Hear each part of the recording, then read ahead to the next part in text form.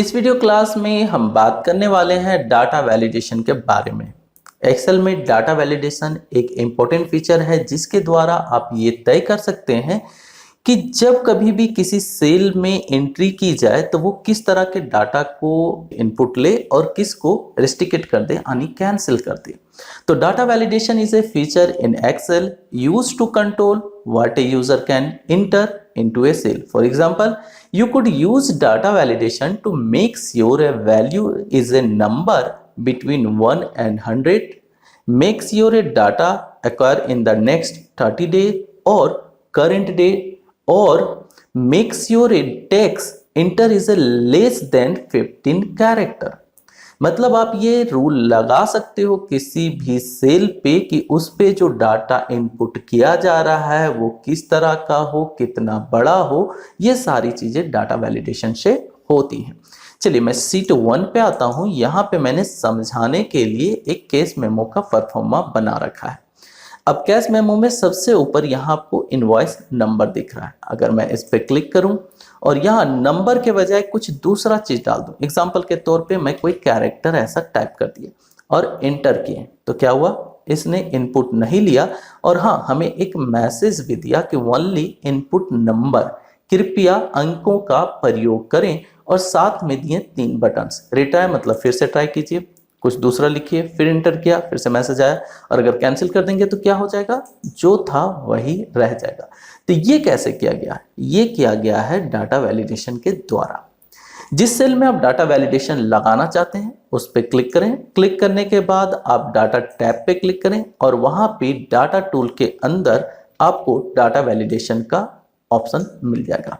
इसमें अगर आप ऊपर क्लिक करेंगे तो यहाँ पे आपको डाटा वैलिडेशन का डायलॉग बॉक्स अपीयर हो जाएगा, और अगर इसके ड्रॉपर पे क्लिक करेंगे तो यहाँ पे 3 ऑप्शन मिलेंगे, data validation, circle invalid data और क्लियर वैलिडेशन सर्कल्स। ठीक है, पहला जो है वो वैलिडेशन डायलॉग बॉक्स को अपीयर कर देगा फिर से, और दूसरा जो है सर्कल इनवैलिड डाटा। अगर मान लीजिए आप किसी सीट पे बाद में डाटा वैलिडेशन का रूल लगाते हैं और ये जानना चाहते हैं कि किस किस सेल पे वो वैलिडेशन रूल जो है ओवरराइड कर रहा है, तो आप सर्कल इनवैलिड डाटा पे क्लिक करके उस चीज को मार्किंग कर सकते हैं, और जो मार्किंग है उसे हटाने के लिए क्लियर वैलिडेशन सर्कल पे क्लिक कर देते हैं। चलिए आज के क्लास में हम लोग समझेंगे डाटा वैलिडेशन के बारे में, तो पूरा फोकस इस पे करते हैं। जब आप डाटा वैलिडेशन को ओपन करते हैं तो इसके अंदर आपको 3 टैब मिलते हैं। एक मिलता है सेटिंग्स, दूसरा इनपुट मैसेज, और तीसरा मिलता है एरर अलर्ट। पहले मैं इनके बारे में थोड़ा थोड़ा बता देता हूं, फिर दिखाऊंगा कि कैसे इनका इस्तेमाल किया जाता है।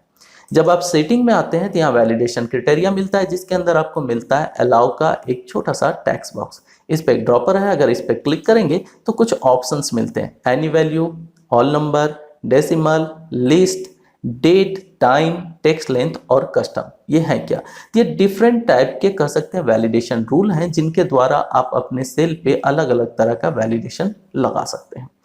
यहाँ पे मिलता है आपको इग्नोर ब्लैंक, अगर ये टिक रहेगा इसका मतलब उस सेल को खाली छोड़ के आगे बढ़ सकते हैं, और अगर ये चेक रहेगा तब क्या होगा, आप खाली छोड़ के आगे नहीं बढ़ सकते। ठीक है, अब नीचे आते हैं तो यहाँ पे क्राइटेरिया जो लेंगे उसे जो एट्रीब्यूट है वो यहाँ से डिफाइन कर सकते हैं, और फॉर्मूला वगैरह लगाना रहे तो वो यहाँ पे मिलेगा। सबके लिए अलग अलग चीजें हैं, जैसे यहाँ मान लीजिए डेसिमल लेते हैं तो बदल जाएगा, यहाँ पे अगर हम लिस्ट लेते हैं तो बदल जाएगा।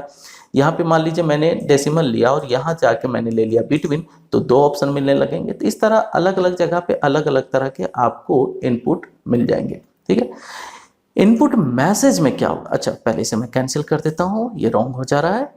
वापस चलते हैं डाटा वैलिडेशन में और इनपुट मैसेज में जाते हैं। तो इनपुट मैसेज क्या है, तो अगर आप किसी सेल पे क्लिक करते हैं और वहां आप चाहते हैं कि एक मैसेज डिस्प्ले हो जाए, एग्जांपल के तौर पे अगर मैं यहाँ पे इनवॉइस डेट पे क्लिक करूं, ये देखिए तुरंत एक पॉपअप मैसेज डिस्प्ले हुआ। जब तक ये सेल सिलेक्टेड रहेगा तब तक ये मैसेज शो होता रहेगा, और इससे यूजर को आसानी हो जाती है इनपुट करने में। क्या लिखा हुआ है, input current date only DDMMYY। अब जो कोई भी इस पे एंट्री कर रहा होगा तो उसे तुरंत समझ में आ जाएगा कि इसमें सिर्फ करंट डेट ही डालना है, आगे पीछे का डेट नहीं लेना है, और फॉर्मेट जो है वो डेट, मंथ और ईयर के फॉर्मेट में लेना है।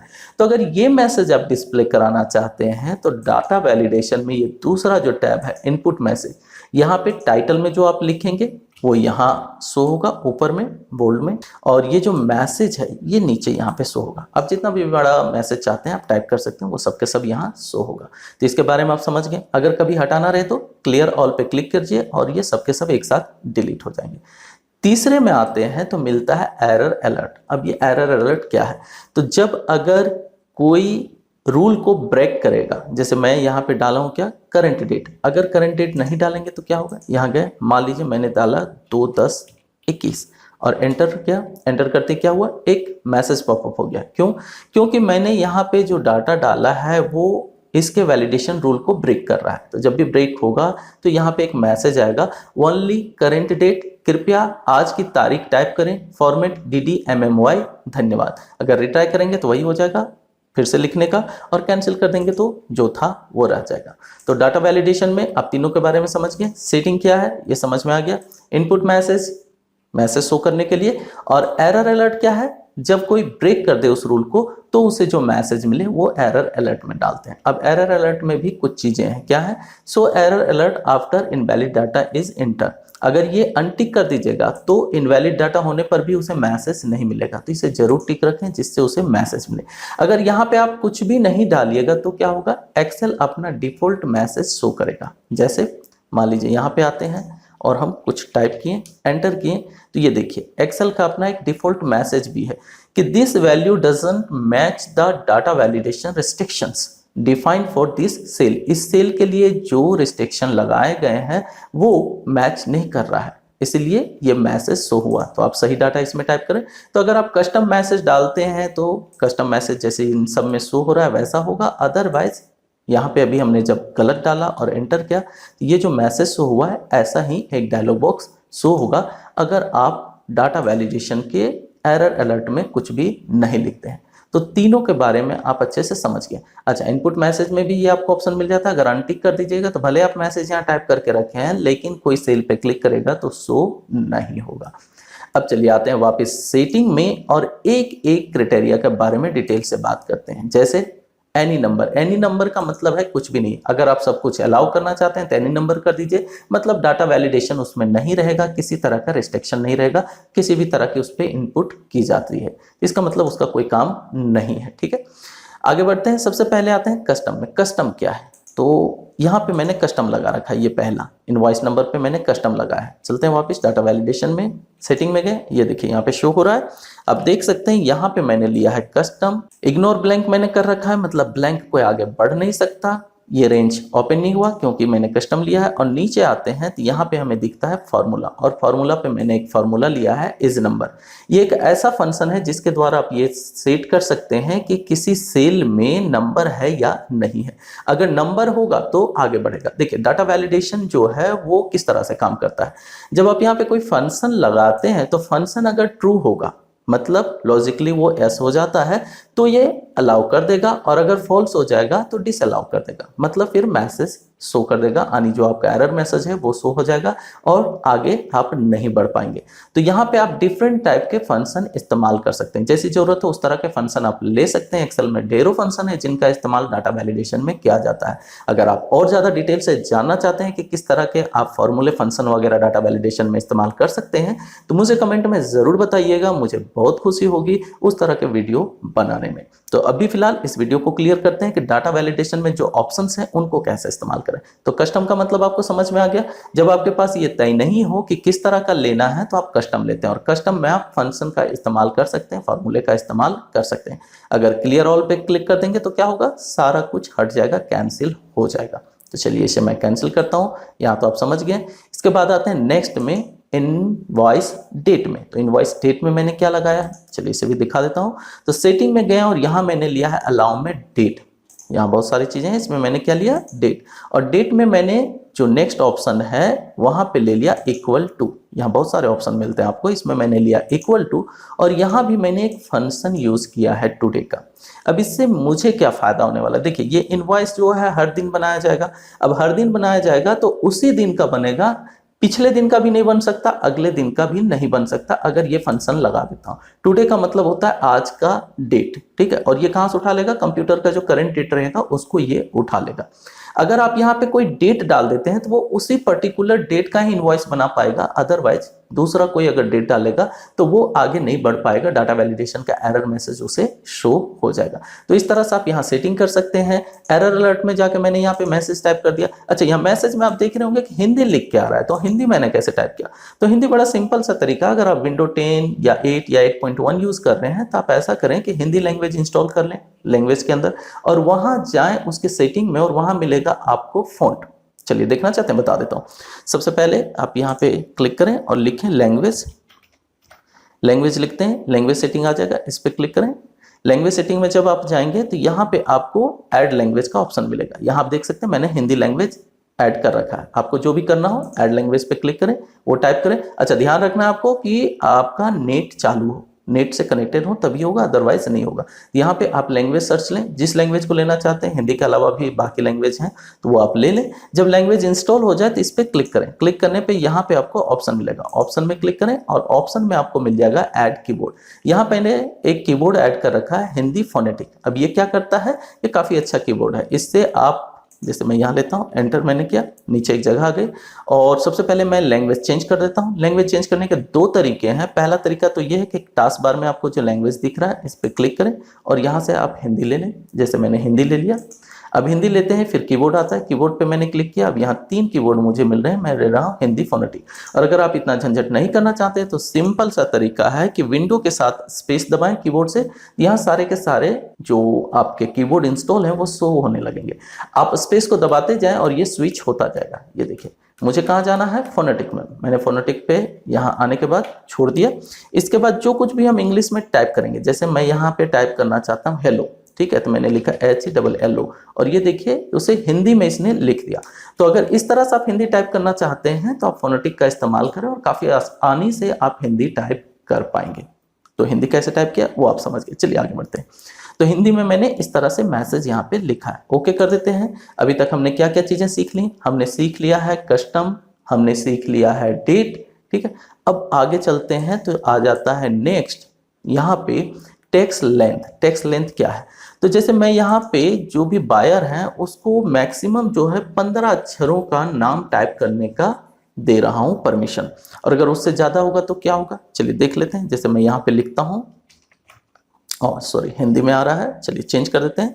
विंडो के साथ मैंने स्पेस दबाया और ये इंग्लिश हो गया। आप हिंदी में भी लिख सकते थे, कोई प्रॉब्लम नहीं था। मैंने ऐसा लिखा और एंटर किया। अब ये 15 अक्षर से ज़्यादा है तो तुरंत एक मैसेज शो हुआ कि please type between minimum 3 character और मैक्सिमम 15 कैरेक्टर, मतलब कम से कम 3 अक्षरों का नाम लिखें या ज़्यादा से ज़्यादा 15 अक्षरों के नाम ले सकते हैं, इसके अलावा नहीं लिख सकते। तो ये जो सेट किया गया है ये डाटा वैलिडेशन में सेटिंग में लिया गया है टेक्स्ट लेंथ, और टेक्स्ट लेंथ में मैंने लिया है, डाटा टाइप में क्या लिया है, विटविन। आप डिफरेंट टाइप के हैं उनमें से कुछ ले सकते हैं जैसी आपकी जरूरत हो। यहाँ मैंने विटविन लिया है और मिनिमम में मैंने 3 डाला है। आप चाहें तो 0 भी लिख सकते हैं, मतलब मिनिमम कम से कम 1 अक्षर तो होना ही होना है। और मैक्सिमम में मैंने लिया है 15 अक्षर। उसके बाद मैंने ओके कर दिया, लेकिन उससे पहले मैंने एरर अलर्ट में मैसेज टाइप किया है कि अगर एरर आए तो उसे क्या दिखे, क्योंकि जो इसका डिफॉल्ट मैसेज शो होता है, डिफॉल्ट जो वार्निंग मैसेज आता है उससे कुछ भी समझ में नहीं आता है कि मैंने गलती क्या करी है। तो इसलिए डाटा वैलिडेशन में आपको एक ऑप्शन मिलता है कि आप अपना कस्टम मैसेज टाइप कर सकते हैं, जिससे यूजर को यह समझ में आ जाए कि एक्चुअली वो गलती क्या कर रहा है और क्या उसे नहीं करना है। तो आप नेक्स्ट समझ गए टेक्स्ट लेंथ के बारे में, कस्टम समझ लिया, टेक्स्ट लेंथ समझ लिया, डेट समझ लीजिए।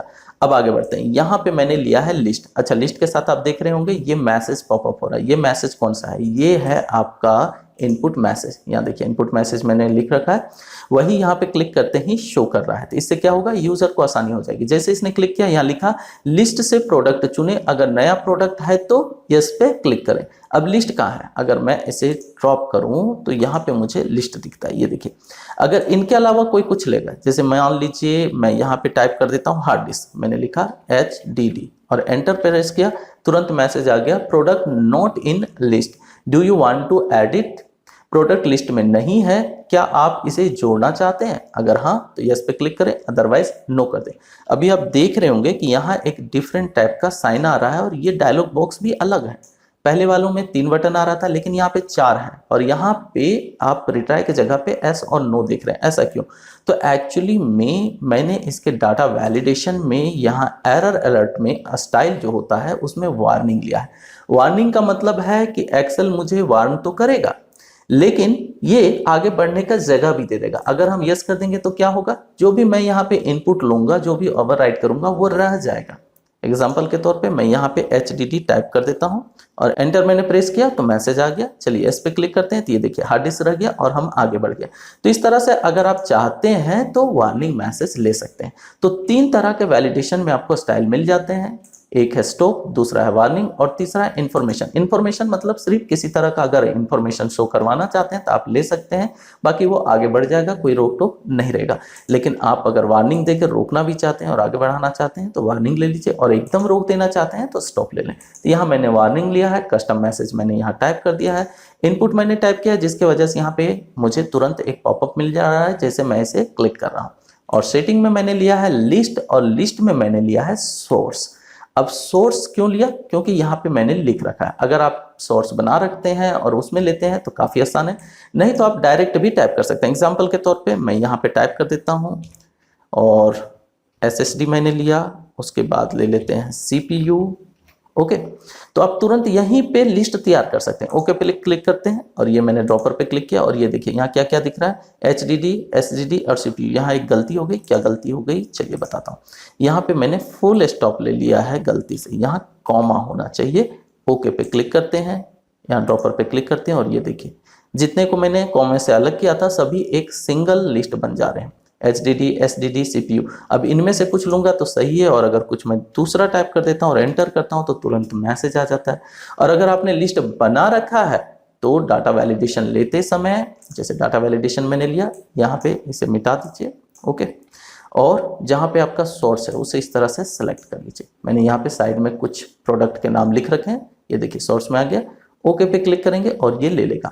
चलिए इसमें और कुछ ऑप्शन है उनके बारे में भी बता देता हूँ। पहला है इग्नोर ब्लैंक, इसके बारे में आप समझ चुके हैं, लेकिन यहाँ एक और ऑप्शन मिलता है इन सेल ड्रॉप डाउन। अगर ये हटा देंगे तो ये जो ड्रॉप डाउन वाला लिस्ट रहता है, ऐसा जो देख रहे हैं यहाँ पर है ना, ये इसे क्लिक करने पे ड्रॉप होता है, वो नहीं आएगा। तो इसलिए इसे रखें, अदरवाइज यूजर को टाइप करना थोड़ा मुश्किल हो जाएगा। लेकिन अगर कहीं ज़्यादा प्राइवेसी है, आप चाहते हो कि ज़्यादा सिक्योरिटी रखा जाए, तब वहाँ अनटिक रख सकते हो। वो सही चीज़ टाइप करेगा तभी आगे बढ़ेगा, अदरवाइज नहीं बढ़ पाएगा और उसे कोई लिस्ट भी नहीं मिलेगा। चलिए ओके कर देते हैं। तो आपने लिस्ट के बारे में भी समझ लिया। अब आते हैं होल नंबर और डेसिमल। यहाँ मैंने होल नंबर लगाया है। अब अगर यहाँ पे कोई अच्छा टाइप कर देगा तब क्या होगा, this value doesn't met the data validation restriction defined for this cell. इस सेल के लिए जो वैलिडेशन लगाया गया वो मैच नहीं कर रहा है। ये क्या है, ये एक्सेल का अपना डिफॉल्ट मैसेज है। आप अगर कुछ भी नहीं टाइप करेंगे कस्टम में तो ऐसा ही आएगा। तो इस पे मैंने कर क्या रखा है, चलिए दिखाता हूँ। डाटा वैलिडेशन में गए, सेटिंग में देखिए मैंने लिया है ऑल नंबर ग्रेटर देन 0, मतलब 0 से ज्यादा ही होगा क्वांटिटी, कम नहीं हो सकता। और अगर ये मैच नहीं करे तो यहाँ पे मुझे एरर दिखाए। ओके, अब यहाँ आगे बढ़ते हैं। तो यहाँ अगर मान लीजिए यहाँ पर भी अगर मैं कोई टेक्स्ट डाल दूँ तो यहाँ पर भी सेम मैसेज आएगा। और यहाँ पे मैंने अलाउ किया है डेसिमल, लेकिन यहाँ नहीं किया। अगर मैं यहाँ पे डेसिमल डालूंगा तो क्या होगा, 20.5 डाला और एंटर प्रेस किया। एंटर प्रेस करते ही तुरंत ही मैसेज शो हो गया। क्यों, क्योंकि मैंने यहाँ पे होल नंबर लिया, कंप्लीट नंबर लिया, जिसकी वजह से ये डेसिमल अलाउ नहीं करेगा। अगर डेसिमल चाहिए तो ये दूसरा वाला लेना पड़ेगा। कौन सा, सेटिंग में जाइए, यहाँ पे मिलेगा आपको डेसिमल। ये देखिए डेसिमल मैंने लिया है ग्रेटर देन 0, 0 से बड़ा होना चाहिए। अब ऐसा क्यों किया, क्योंकि मान लीजिए मैं यहाँ पे कीबोर्ड माउस वगैरह सेल कर रहा हूँ तो वो आधा तो नहीं हो सकता, इसलिए मैंने क्वांटिटी में फुल नंबर रखा है। जब भी बेचेगा 1 पीस या 2 पीस अलाउ है, 3 पीस, 10 पीस, 100 पीस, जो भी बेचना बेचे, लेकिन 1.5 पीस वो नहीं बेच सकता। लेकिन रेट में तो हो सकता है, मान लीजिए 220 रुपये 50 पैसे तो हो सकते हैं, 75 पैसे तो हो सकते हैं, इसलिए मैंने रेट में डेसिमल अलाउ किया। तो आप डाटा वैलिडेशन के सारे क्राइटेरिया के बारे में समझ चुके हैं। एनी नंबर का मतलब कुछ भी नहीं है, ऑल नंबर का मतलब कंप्लीट नंबर यूज करना है। डेसिमल में अगर आप लेना चाहते हैं डेसिमल लीजिए। लिस्ट आपको मैंने यहाँ सभी दिखाया था। डेट के बारे में आप समझ चुके हैं। अच्छा, डेट और टाइम एक ही जैसा है, अगर कहीं पे टाइम का इनपुट रखना हो तो आप टाइम भी ले सकते हैं। टेक्स्ट लेंथ के बारे में आपने समझ लिया कि जितना उसे हम लेंथ देंगे उसी हिसाब से काम करेगा, जो कि हमने यहाँ पे लिया था। जैसे एड्रेस में चलते हैं तो एड्रेस पे भी मैंने वही लगा रखा है कि मैक्सिमम 30 और मिनिमम 0, लेकिन यहाँ पे मैंने इग्नोर ब्लैंक कर दिया। इसका मतलब अगर खाली भी सेल रहेगा तो भी आगे बढ़ जाएंगे। और कस्टम में आप अपने फंक्शन फंक्शंस इस्तेमाल कर सकते हैं। अब इसके आगे बढ़ते हैं तो यहाँ पे मैंने लगा रखा है डिस्काउंट, और डिस्काउंट पे मैंने इफ कंडीशन लगाया है। ये डाटा वैलिडेशन का नहीं है। अगर आप इफ कंडीशन नहीं जानते तो इसका मतलब एक्सेल में आपकी नॉलेज काफी कम है, और अगर जानना चाहते हैं तो कोई बात नहीं, नीचे लिस्ट में इसका वीडियो का लिंक दिया हुआ है, वहां से जाके आप इफ कंडीशन के बारे में डिटेल से समझ सकते हैं कि इफ कंडीशन किस तरह से लगाया जाता है। मैंने यहाँ पे इफ कंडीशन लगाया है कि अगर 2000 से ऊपर का सेल हो तो 10% डिस्काउंट लगे, और यहाँ पे मैंने कमेंट भी डाल रखा है, जिससे जैसे ही यहाँ पे अगर हम माउस लाएंगे तो तुरंत यहाँ कमेंट शो होगा कि 10% डिस्काउंट मिनिमम 20 रुपीज के खरीद पे। अगर कमेंट के बारे में नहीं जानते हैं तो उसके बारे में भी डिटेल से आप जान सकते हैं। एक्सेल के बारे में एक कंप्लीट सीरीज चल रहा है हमारे दूसरे चैनल पे, जिसका नाम है GSEG टेक प्रो। वहां पे आप एक्सेल, वर्ड वगैरह के बारे में डिटेल से समझ सकते हैं, तो वहां पर जाकर आप इन वीडियो को देख लीजिए, अच्छे से आपको जानकारी प्राप्त हो जाएगी। तो ये था डाटा वैलिडेशन, और डाटा वैलिडेशन के जितने भी क्राइटेरिया था उनके बारे में इंफॉर्मेशन। उम्मीद करते हैं ये वीडियो आपके लिए काफी हेल्पफुल साबित होगा। तो प्लीज वीडियो को लाइक करें, दोस्तों के साथ शेयर करें, और अगर फर्स्ट टाइम आए हमारे चैनल पे तो ऐसे ही यूजफुल वीडियो के नोटिफिकेशन के लिए चैनल को सब्सक्राइब कर लें। मिलते हैं नेक्स्ट वीडियो में। Bye, thank you.